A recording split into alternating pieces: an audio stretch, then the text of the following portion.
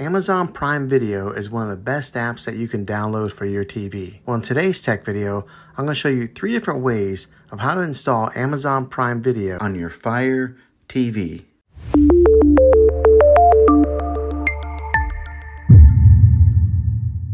It can be really frustrating if you want to watch some of the great content that is on Amazon Prime Video and you find that your TV is unable to download it. If your TV is an older model of smart TV, then it could prevent you from downloading this app.